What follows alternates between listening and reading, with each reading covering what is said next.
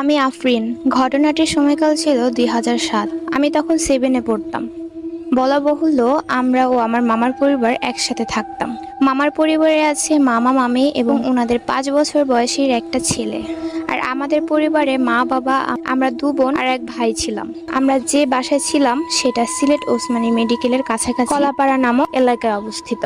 ওই বাসায় আমরা ওঠার আগে নাকি 1 বছর বন্ধ ছিল, সেটা আমরা জেনেছি পাশের বাসার মানুষদের কাছে। কেন 1 বছর বন্ধ ছিল সেটা অজানা সবার কাছে। তো যাই হোক, দোতলা বাসার নিচতলা বেচলার আর আমরা উঠি উপরের তলায়। বাসা অনুযায়ী ভাড়া কম ছিল বলে আর হাতছাড়া করেনি আমার মামা। আসার 2 মাস পর্যন্ত ভালোই কেটেছিল।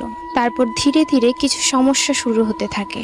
যেমন পাতিলে থাকা দুধ শেষ হয়ে যেত, ছোট মাছ রান্না হলে খুব সুন্দর করে কেউ নিয়ে সাইড করে রাখতো, মনে হতো কেউ খুব যত্ন করে খেয়েছে।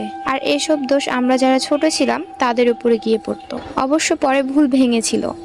বাসায় কোনো মেহমান আসলে ওনারা আমাদের বাসায় অপরিচিত কাউকে দেখতে পেতেন আর পরদিন কিছু না বলেই চলে যেতেন। এইসব অবশ্য আমরা বাসা ছাড়ার পর ওনারা বলেছিলেন আমাদের। ওই বাসায় আমাদের একটা স্টোর রুম ছিল, সেখানে ঘরের অপ্রয়োজনীয় জিনিসপত্র রাখা হতো। সেটা রান্নাঘরের পাশেই ছিল। তো আম্মু একদিন সবার খাওয়া শেষে রান্নাঘরে খাবারের প্লেট নিয়ে খেতে বসলেন। উনি খাওয়ার সময় ওনার মনে হলো কেউ কোনো বস্তা টেনে নিলে যেরকম শব্দ হয় ঠিক সেই রকম শব্দ হচ্ছে, আর সেটা স্টোর রুম থেকেই আসছে। উনি প্রথমে পাত্তা না দিলেও পরে বুঝতে পারেন শব্দটা উনি ঠিকই শুনেছেন, আর স্টোর রুমেই হচ্ছে। ব্যাপারটা অদ্ভুত যে একটা বন্ধ ঘর থেকে এমন শব্দ আসবে কেন। তো যাই হোক, বাসার সামনের দিকে একটা রুম অনেক বড় থাকায় আমার মা আমার জন্য ওই রুমে খাট রাখার ব্যবস্থা করে দেন। তো একদিন আমার ফুফাতো বোন আমাদের বাসায় বেড়াতে আসে।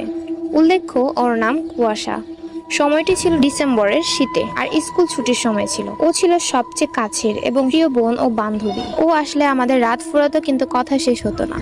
তো যাই হোক, প্রতিদিনের মতো আমরা খেয়ে শুয়েছি গল্প করার আশায়। কিন্তু সেদিন কেন জানি আমার বারবার হাই উঠছিল, মানে ঘুম পাচ্ছিল। চাইলেও পারছিলাম না চোখ খুলে রাখতে। একসময় আমি নাকি ঘুমিয়ে গিয়েছিলাম। আর মাঝরাতে যখনই আমার ঘুম ভাঙে তখন আমি মনে মনে ভাবছিলাম আমি ঘুমিয়ে গিয়েছি এত তাড়াতাড়ি। এরকম তো কখনো হয় না। আমার বেশ কষ্ট লাগছিল গল্প করতে না পারায়। তারপর আমি ওয়াশরুমে যাই। ওখান থেকে বের হয়ে দেখি আমার ঘরের দরজার পাশে যে জানালা সেটা একদম খোলা। আমার কিন্তু স্পষ্ট মনে আছে আমি রাতের সব দরজা জানালা লাগিয়ে দিয়েছিলাম, যা আমার নিত্যদিনের কাজ।